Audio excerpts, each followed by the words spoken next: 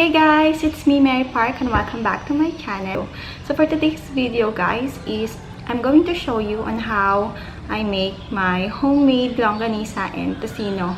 So if you like to know guys kung paano ko siya ginagawa, please keep on watching and start na tayo.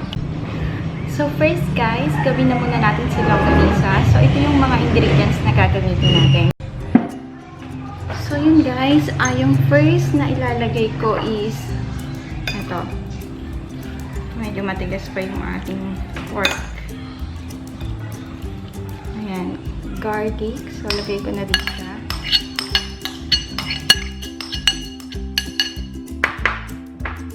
So bali pagsasama-samahin lang natin lahat ng ingredients. Next is yung ating salt. Garlic powder. And yung ating brown sugar. Also, don't forget pala yung cooking oil. Saka yung ating black pepper. Excuse ko lang dyan. Mga about ano nito.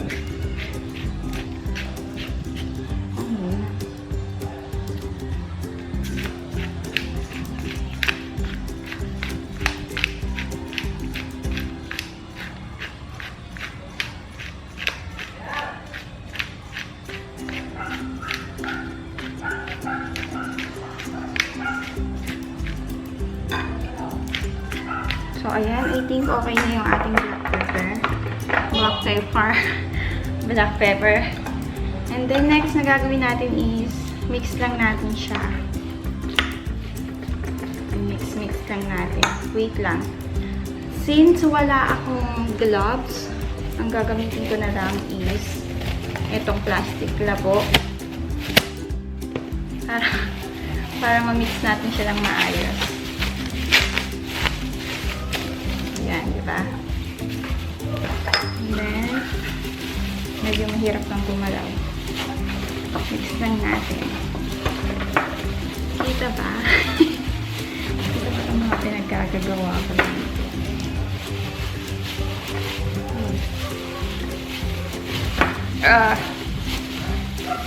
Medyo matigas pa yung isa kasi kakagaling lang sa freezer. Medyo matigas pa yung iba.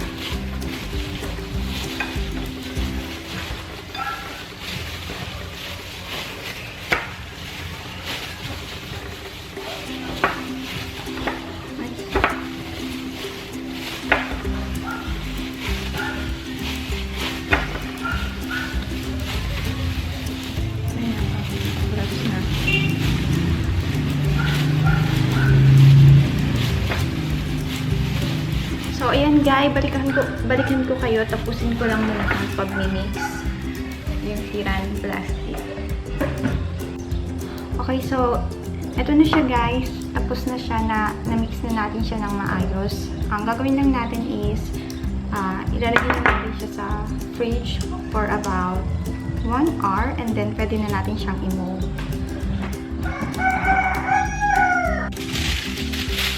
Takpan ko lang siya ng foil. Then, lagyan na natin sa fridge.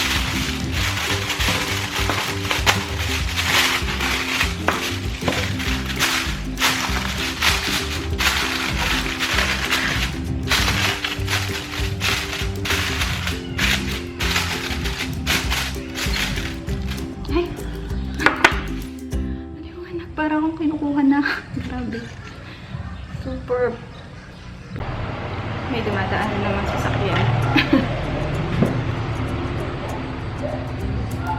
Okay. So, yun guys. Tapos na yung 1 hour. Ito na siya. Ang gagawin natin is i-wrap na natin siya. Ito na bali yung itsura niya. So, yun. Wala akong longanisa wrapper, plastic or pork intestine. Kaya ang gagamitin ko is itong foil. So, nag-cut lang ako ng ganito kalalaki. Yan. And then, Pakita ko sa inyo kung paano natin siya i-wrap. Baba lang ang ating foil. So, i-wrap lang natin siya parang gumagawa tayo ng imbot dito. So, yan, mga ganyan kadami. And then, so, make sure na nagpugas kayo ng kamay para yung ating longganisa hindi makakontaminate. So, yan. And then, ikot ko lang siya dito. Very, very slight. Yan. Tapos, isisilid natin yung gilid. Yan, ganyan lang. So, parang lang siya. Embutido style. Yan, silid lang, silid.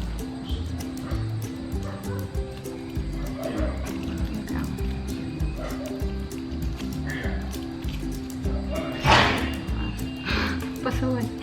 So, ito na yung ating longganisa. And then, gawin lang natin yung iba.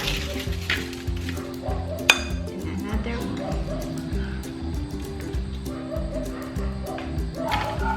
So, wala na tayong sukat, no? Since, pangbahay lang naman tong longganisa na gagawin natin. So, hindi ko na siya tilansya. Pero, if you like na gawing business, tansyahin nyo na lang yung pantay-pantay yung sukat niya.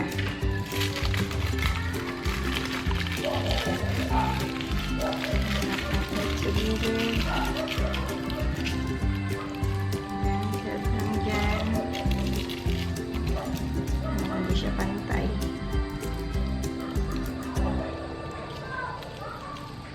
Yan. Okay, yung iba malalaki, yung iba maliliit. Okay. And next, isa pa ulit.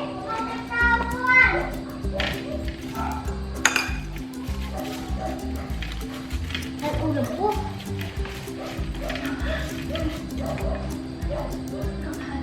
Nagawa ni Mama. Candy. Candy daw. Gawa tayong kending baboy.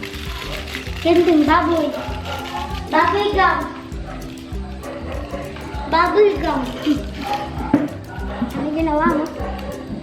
Candy. Candy baboy. Ako palit yata.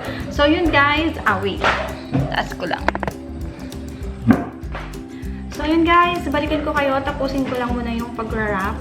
And, balikan ko kayo after kung matapos. So, ito na siya lahat guys. Bali, nakagawa tayo ng 25 pieces. Longganisa. So, ganyan siya kalalaki.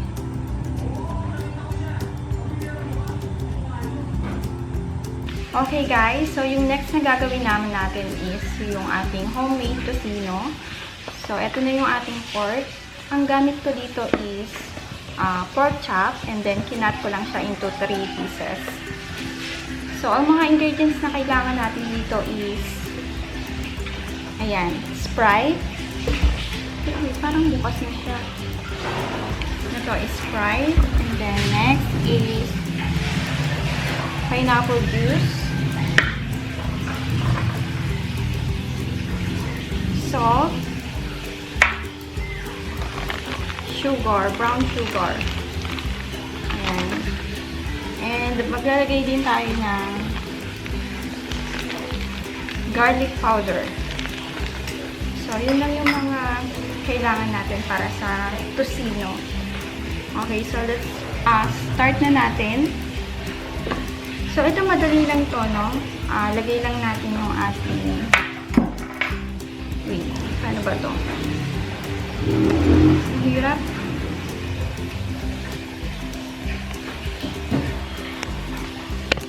Ay. So, lagay lang natin yung ating salt.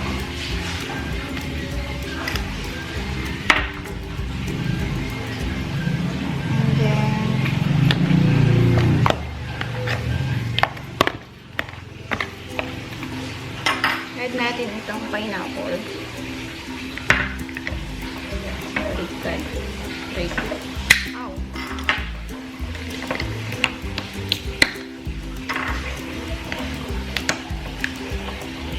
Pineapple juice. Mga 3/4 gram. And then next, yung ating Sprite. Sprite natin, mga half lang ng glass. Ayan.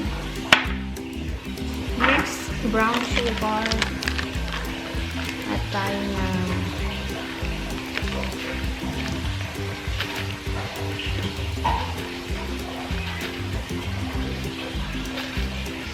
teaspoon. Ayan, tapos mix lang natin.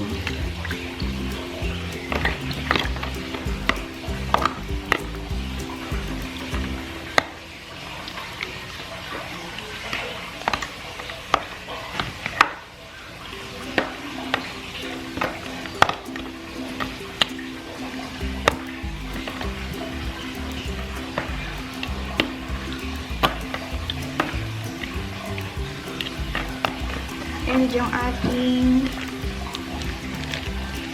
garlic powder. Oh my God. 1 teaspoon lang.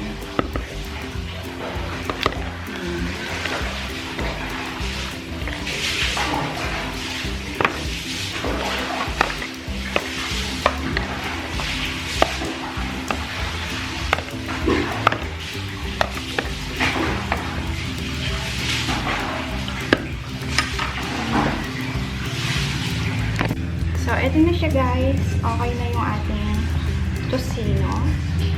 So, hindi ko na siya nilagyan ng food color, no? Kasi, para walang kulay yung ating tocino. So, hindi ko na lang siya nilagyan. So, ayun ang gagawin ko dito after is, lalagay ko lang siya sa fridge. Mamarinate ko siya for about 24 hours to 48 hours. And then, pwede na siyang i-fry. So, yun na yung ating homemade tocino. Yan. Alam nyo ba guys, simple lang yung mga ingredients na nilagay natin dito sa ating tocino. Pero pag niluto naman siya, grabe, sobrang sarap niya. As in, mas masarap pa siya sa original tocino kapag ka naluto. So, yun. This recipe, natutunan ko siya dun sa ng best friend ko. Kasi nagluluto sila ng ganito. And then, nung nasubukan ko na siya, nung na-try ko siyang kainin, wow, grabe. Sobrang sarap. So, yun guys. Set aside na natin siya. And then, lagay natin sa fridge.